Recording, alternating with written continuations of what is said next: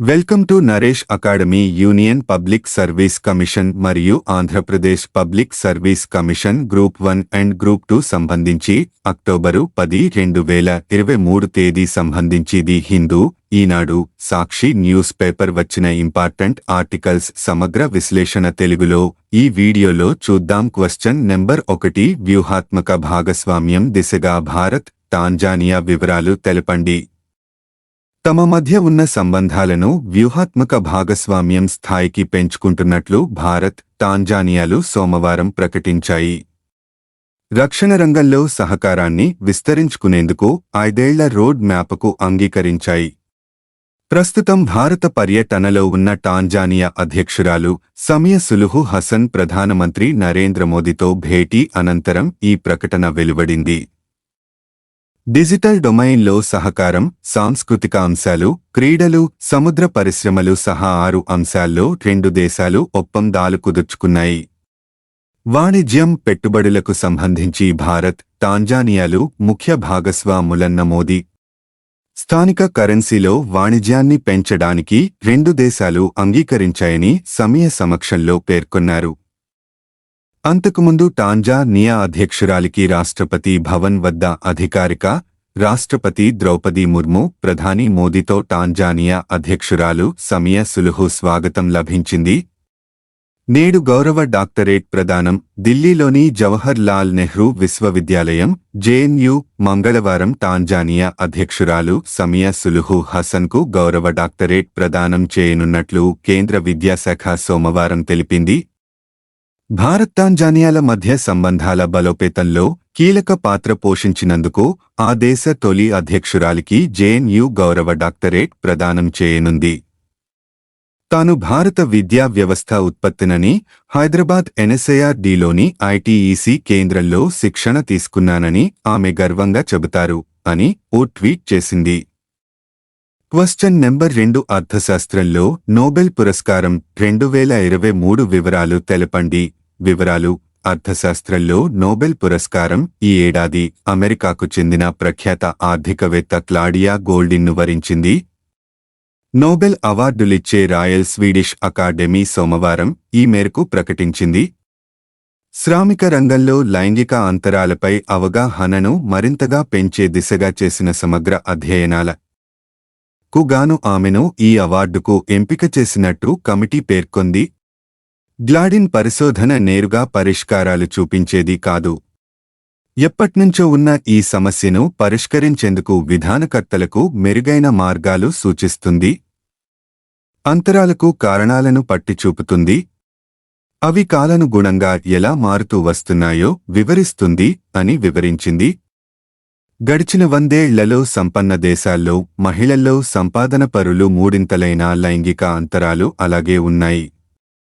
వీటి మూలాలు తదితరాలపై గోల్డెన్ పరిశోధనలు లోతైన వివరాలు అందించాయి అని తెలిపింది.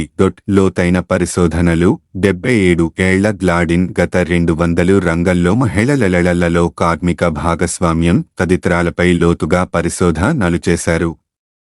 ఆర్థిక వృద్ధి ఎంతగా పెరుగుతున్నా మహిళల వేతనాలు పురుషుల స్థాయిలో ఎప్పుడూ పెరగలేదు. కొన్నేళ్లుగా చదువులో పురుషుల కంటే ముందుంటున్న మహిళల విషయంలో ఈ వివక్ష ఇంకా కొనసాగుతూనే ఉందంటారామె. నేనెప్పుడూ ఆశావాదినే. కానీ గణాంకాలు చూస్తుంటే నిర్వేదమే మిగులుతోంది. శ్రామిక శక్తిలో మహిళల భాగస్వామ్యం విషయంలో 1990లలో ప్రపంచంలోనే తొలి స్థానంలో ఉన్న అమెరికా ఇప్పుడు ఎక్కడికో దిగజారిపోయింది అని చెప్పుకొచ్చారు. ఇళ్లలో జరిగేదే బయట శ్రామిక రంగంలోనూ జరుగుతుంది. మహిళలకు పనెక్కువ, ప్రతిఫలం తక్కువ అని వివరించారు. అందుకే జీవిత భాగస్వాముల మధ్య సమానత్వ భావనను పెంచితే అంతిమంగా లైంగిక సమానత్వము పెరుగుతుంది అంటూ ముక్తాయించారు. క్లాడియా 1946లో న్యూయార్క్లో పుట్టారు. షికాగో వర్సిటీలో పీహెచ్ చేశారు. ప్రస్తుతం హార్వర్డ్ వర్సిటీలో ఎకనామిక్స్ ప్రొఫెసర్గా ఉన్నారు. కొసమెరుపు శ్రామిక రంగంలో లైంగిక అంతరాలపై అధ్యయనం చేసిన గ్లాడిన్ అర్థశాస్త్రంలో ఇప్పటిదాకా నోబెల్ అందుకున్న 93 మందిలో 3వ మహిళ కావడం విశేషం. క్వశ్చన్ నెంబర్ 3 పట్టణాల్లో తగ్గిన నిరుద్యోగిత రేటు వివరాలు తెలపండి. వివరాలు national sample survey office NSSO నిర్వహించిన periodic labour force survey PLFS April నుంచి జూన్ 2023లో భారతదేశంలోని పట్టణ ప్రాంతాల్లో నిరుద్యోగిత రేటు తగ్గినట్లు నివేదించింది. Labour force participation rate LFPR మరియు వర్కర్ పాపులేషన్ రేషియో డబ్ల్యూపీఆర్ వంటి ఇతర లేబర్ మార్కెట్ సూచికలు కూడా ఈ కాలంలో మెరుగుదలలను చూపించాయి. కీ లేబర్ మార్కెట్ సూచికలు లిఫ్పర్ పెరుగుదల పట్టణ ప్రాంతాల్లో labour force participation rate April June 2022లో 47.5% నుండి ఏప్రిల్ నుంచి జూన్ 2023లో 48.8కి పెరిగింది. పురుషులకు ఈ కాలంలో లేబర్ ఫోర్స్ పార్టిసిపేషన్ రేట్ లిఫ్పర్ దాదాపు 73.5గా ఉంది. మహిళలకు అదే కాలంలో లేబర్ ఫోర్స్ పార్టిసిపేషన్ రేట్ లిఫ్పర్ 20.9% నుండి 23.2కి పెరిగింది. వర్కర్ పాపులేషన్ రేషియో డబ్ల్యూపీఆర్ పెరుగుదల పట్టణ ప్రాంతాలలో 15 ఏళ్లు మరియు అంతకంటే ఎక్కువ వయస్సు ఉన్న వ్యక్తుల కోసం కార్మికుల జనాభా నిష్పత్తి వర్కర్ పాపులేషన్ రేషియో డబ్ల్యూపీఆర్ ఏప్రిల్ నుంచి జూన్ 2022లో 43.9% నుండి 45.5కి పెరిగింది. పురుషులకు వర్కర్ పాపులేషన్ రేషియో డబ్ల్యూపీఆర్ 68.3% నుండి 69.2కి పెరిగింది. మహిళలకు వర్కర్ పాపులేషన్ రేషియో 18.9% నుండి 21.1కి పెరిగింది. నిరుద్యోగిత రేటులో తగ్గుదల యూఆర్ పట్టణ ప్రాంతాల్లో నిరుద్యోగం రేటు ఏప్రిల్ నుంచి జూన్ 2022లో 7.6% నుండి ఏప్రిల్ నుంచి జూన్ 2023లో 15 ఏళ్లు మరియు అంతకంటే ఎక్కువ వయస్సు గల వ్యక్తులకు 6కి తగ్గింది. పురుషులకు ఈ కాలంలో యూఆర్ 7.1% నుండి 5.9కి తగ్గింది. మహిళలకు యూఆర్ 9.5% నుండి 9.1కి తగ్గింది. ప్రీపాండమిక్ పీరియడ్తో పోలిక లేబర్ ఫోర్స్ పార్టిసిపేషన్ రేట్ పీఎల్ఎఫ్ఎస్ పరిశోధనలు మహమ్మారి ముందు కాలం ఏప్రిల్ నుంచి జూన్ 2018 నుండి అక్టోబర్ నుంచి డిసెంబర్ 2019 తో పోల్చితే పట్టణ ప్రాంతాల్లో కీలకమైన లేబర్ మార్కెట్ సూచికలలో మెరుగుదలని హైలైట్ చేసింది. లేబర్ ఫోర్స్ పార్టిసిపేషన్ రేట్ లిఫ్పర్ తాజా సర్వేలో ప్రీపాండమిక్ కాలంలో 46.2% నుండి 47.8కి 48.8కి పెరిగింది. వర్కర్ పాపులేషన్ రేషియో డబ్ల్యూపీఆర్ ఇటీవలి సర్వేలో మహమ్మారికి ముందు 41.8% నుండి 44.1కి 45.5కి పెరిగింది. ప్రస్తుత నిరుద్యోగిత రేటు 6.6% మహమ్మారి ముందు కాలంలో గమనించిన నిరుద్యోగిత రేటు కంటే తక్కువగా ఉన్నట్లు నివేదించబడింది. క్వశ్చన్ నెంబర్ 4 యాన్యువల్ జౌంట్ హాదర్ ఎక్సర్సైజ్ ఎజెచి వార్షిక ఉమ్మడి హాదర్ వ్యాయామం ఎజెచి చక్రావత్ 2023 గురించి వివరాలు తెలపండి. సందర్భం వార్షిక జాయింట్ హాదర్ వ్యాయామం ఎజెచి చక్రవత్ 2023 భారత నావికాదళం 09 నుండి అక్టోబర్ 11, 1923 వరకు గోవాలో నిర్వహించబడుతోంది. చక్రావత్ 2023 ఇది 3 సర్వీసులు పారామిలిటరీ బలగాలు అలాగే అనేక విపత్తు ప్రతిస్పందన సంస్థలు విద్యా సంస్థలు మరియు అంతర్జాతీయ సంస్థల భాగస్వామ్యంతో 2015 నుండి నిర్వహించబడుతున్న వార్షిక ఉమ్మడి హాదర్ వ్యాయామం. భారత సైన్యం, భారత నావికాదళం ఇన్ మరియు భారత వైమానిక దళం ఐఏఎఫ్ రొటేషన్లో ఈ విన్యాసాన్ని నిర్వహించాయి. మునుపటి ఎడిషన్ను ఐఏఎఫ్ ఆగ్రాలో నిర్వహించింది. ఎజెచి 3 రోజుల పాటు ప్రణాళిక చేయబడింది. ఒక సెమినార్, టేబుల్ టాప్ వ్యాయామం మరియు బహుళ ఏజెన్సీ సామర్థ్య ప్రదర్శన. చక్రావత్ 2023లో పాల్గొనే ఏజెన్సీలు జాతీయ విపత్తు నిర్వహణ authority NDMA, national disaster response force NDRF, national institute for disaster management NIDM, భారత సైన్యం, Indian navy, Indian air force, coast guard, భారత meteorological department IMD, national remote sensing ఏజెన్సీలు, ఎన్ఆర్ఎస్ఏ రాష్ట్ర విపత్తు నిర్వహణ సంస్థ, SDMA Goa, state fire services Goa.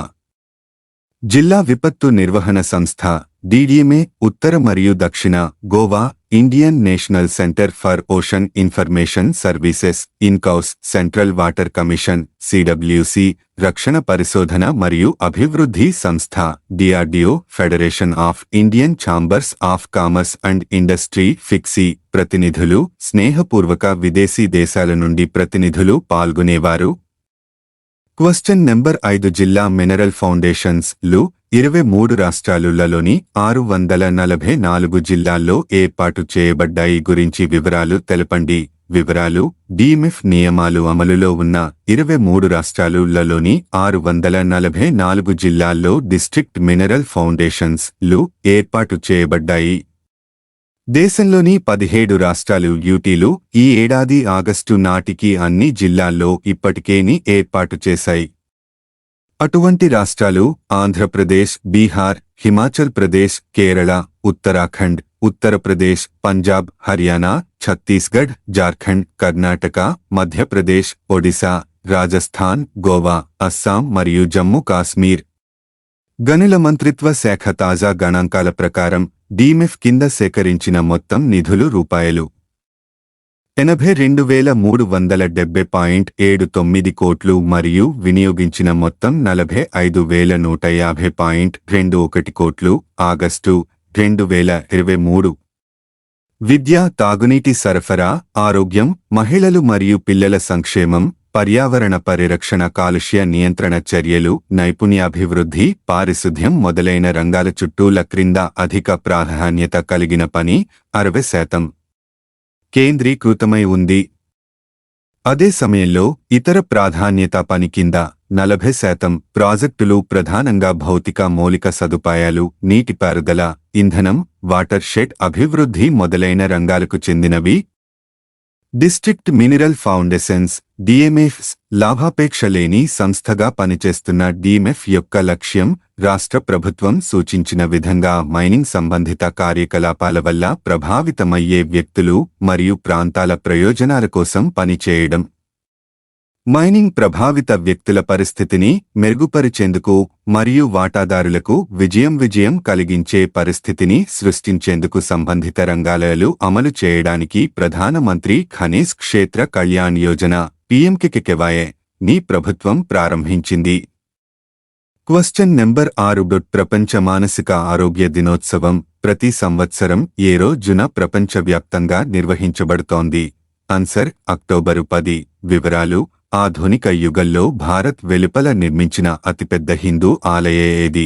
Answer: న్యూజెర్సీలో Akshardham ఆలయం. ఆధునిక యుగంలో భారత్ వెలుపల నిర్మించిన అతి పెద్ద హిందూ దేవాలయం అమెరికాలో లాంఛనంగా ప్రారంభమైంది. న్యూజెర్సీలోని రాబిన్స్ విల్లేలో నిర్మించిన అక్షరాధామ్ ఆలయాన్ని ఆదివారం మహంత్ స్వామి మహారాజ్ సమక్షంలో భారీ వేడుక నిర్వహించి ప్రారంభించారు. ఈ సందర్భంగా ప్రాణ ప్రతిష్ఠ కార్యక్రమం నిర్వహించారు. ఆలయం ప్రారంభం సందర్భంగా సెప్టెంబరు 30 నుంచి 9 రోజుల పాటు ఉత్సవాలు నిర్వహించారు. న్యూయార్క్ నగర మేయర్ కార్యాలయ ఉప కమిషనర్, అంతర్జాతీయ వ్యవహారాలు దిలీప్ చౌహాన్ మాట్లాడుతూ, ఈ ఆలయ నిర్మాణంతో అమెరికాలోని అక్షరాం ఆలయ వాలంటీర్లు, భక్తుల కల నెరవేరినట్లయిందని చెప్పారు. రాబిన్సిల్లే టౌన్షిప్లో 2011లో దీని నిర్మాణం ప్రారంభమైంది. 183 ఎకరాల్లో అక్షరాం పేరుతో నిర్మితమైన ఈ ఆలయాన్ని ఇప్పటికే వివిధ ప్రాంతాల నుంచి విచ్చేస్తున్న హిందువులు, ఇతర మతస్థులు దర్శించుకుంటున్నారు. ఆలయంలో మొత్తం 10,000 విగ్రహాలు, శిల్పాలు ఉంటాయని అంచనా. ఒక ప్రధాన గర్భగుడి, 12 ఉపాలయాలు, 9 శిఖరాలతో పాటు భారీ గుమ్మటాన్ని అక్షరా చూడొచ్చు. బ్రహ్మకుండ్ అనే పేరుతో ఏర్పాటు చేసిన సంప్రదాయ బావిలో ప్రపంచవ్యాప్తంగా 300 నదుల నుంచి సేకరించిన జలాలను కలిపారు.